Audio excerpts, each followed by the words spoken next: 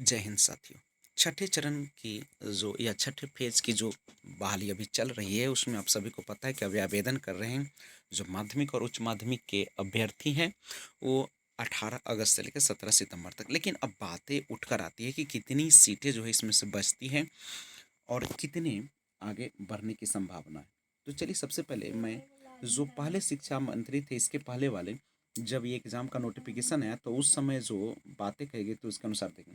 देखिए ये शिक्षा मंत्री का आपको नीचे कृष्णनंदन प्रसाद वर्मा जी थे उस समय जिस समय नोटिफिकेशन दिया गया था तो उस समय बताया गया था कि शिक्षकों के लिए 33,916 पद किए जाएंगे सृजित और उच्च माध्यमिक विद्यालयों में 1,000 कंप्यूटर शिक्षकों की होगी नियुक्ति। 3290 पंचायतों में अप्रैल से होगी 9वीं की पढ़ाई। तो ये तमाम चीज़ें थी जो उन्होंने बताया था और नियोजित शिक्षकों के विरोधी नहीं सरकार काम पर लौटे। तो ये जो पूर्व शिक्षा मंत्री का बयान था उसको देखें और अब उस समय ये बताई गई थी सीटों का बैकलॉग इस तरीके से था।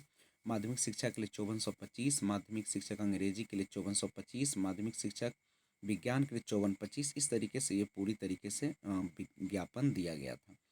लेकिन देखें मंत्रियों का बात जो है से दिए जाते हैं बदलते रहते हैं, ये सारा जो असलियत है। अब यहाँ पे सवाल है कि किस विषय में अब अभ्यर्थियों की संख्या बढ़ेगी। अभी छठे पेज का जहाँ चल रहा है वहाँ पे आप देख सकते हैं कि 40 से 45 हज़ार अभ्यर्थी ही काउंसलिंग में हिस्सा जो है से अपने नियुक्ति पत्र के लिए आए हैं और जो भी बहुत सारे सीट बचा जो शायद थर्ड काउंसलिंग में भी पूरा ना हो पाए।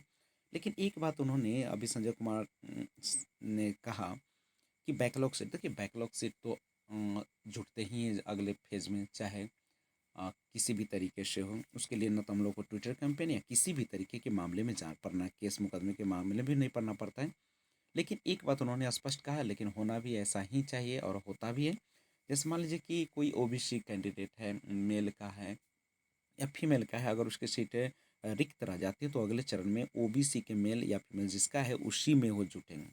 तो ये सारी चीज़ें कैटेगरी वाइज ही जुड़ती हैं।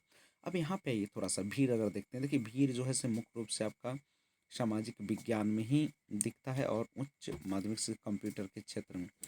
और जो आपकी हिंदी अंग्रेजी विज्ञान और गणित है और उसमें ऐसे हालात है कि अभी उतने अभ्यर्थी भी 2011 में पास नहीं हैं जितने सीटें हैं। तो ये सब विषय जो है सो रिक्त रहने वाली है, खासकर गणित है, हिंदी अंग्रेजी और विज्ञान। तो उनकी सीटें भी बैकलॉग में उनकी सीटें जो है से बढ़ेगी।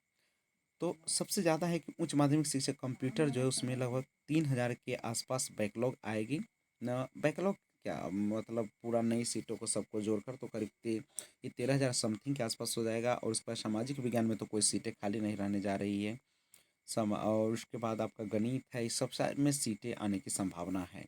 तो ये सारा चीज़ें हैं जो आपको ध्यान में रखना है। लेकिन इन तमाम चीज़ों के बीच देखिए अब जब भी हम लोग को एक बात होनी चाहिए कि जब हम लोग जाते हैं किसी मंत्री या किसी से भी, तो अब हम लोग सीटें ये बैकलॉग ये सारी चीज़ें तो होते ही रहेंगे, लेकिन उन लोगों से हम लोग को एक लिखित मांगना चाहिए कि आखिर वो किस प्रकार से इस बहाली प्रक्रिया को बढ़ाएंगे और कैसे करेंगे। क्योंकि मंत्रियों की बातों का विश्वास उठ गया है यहाँ बिहार में।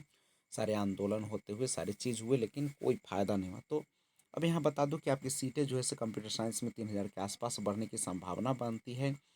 उसके बाद आपका जहाँ सोशल साइंस है उसमें तो कोई सीट बच ही नहीं रही है, तो उसमें लेकिन सीटें उसमें भी बढ़ाई जाएगी। गणित है, खासकर गणित वाले हैं, विज्ञान वाले, अंग्रेजी वाले, हिंदी वाले, इन तमाम में सीटें बढ़ने की पूरी तरीके से जो है से संभावना बनी हुई है। तो इन तमाम चीज़ों के साथ मैं आपको बता दूं ये पिछला रिपोर्ट था। अब नए शिक्षा मंत्री भी विजय कुमार चौधरी हैं। वो आपको पता है कि सुबह कुछ बोलते हैं शाम कुछ और बोलते हैं, उनकी कोई बातों का फ़ायदा ही नहीं है। तो अब हम लोगों को आंदोलन या ट्विटर कैंपेन जो भी चलाते हैं उसमें यह मांग करनी चाहिए जोरदार ढंग से कि 7वें चरण की बहाली अगर शुरू होती है तो कितने सीटों के साथ होगी और कब से उनका जो शेड्यूल जारी किया जाएगा, कब किया जाएगा। क्योंकि उनका बहाना मिला हुआ है छठे चरण का, तो 7वें चरण के लिए हम लोग को अब उत्सुकता दिखानी होगी और जमकर जो है सो उसमें आगे बढ़ना होगा ताकि 7वें चरण की प्रक्रिया जल्द से जल्द शुरू हो, नहीं तो ये अगले चुनाव की ओर बढ़ जाएगा। क्योंकि उनके पास हर समय जो होता है सिर्फ बहाना होता है, कभी पंचायत चुनाव का बहाना होता है तो कभी छठे चरण में फिर से आपको शेड्यूल जारी करने का होता है। तो इन तमाम चीज़ों की वजह से उलझता है। लेकिन सीटें बढ़ेगी, इसमें कोई दिक्कत नहीं, आप लोग चिंतित ना रहे। बैकलॉग की सीटें जरूर आएगी क्योंकि छठे फेज में माध्यमिक और उच्च माध्यमिक में उतने अभ्यर्थी भी सफल नहीं जितने की सीट है केवल अगर सोशल साइंस और कंप्यूटर को छोड़ दिया जाए तो इन तमाम चीज़ों के साथ फिर लाता हूँ न्यूज़। तब तक जय हिंद।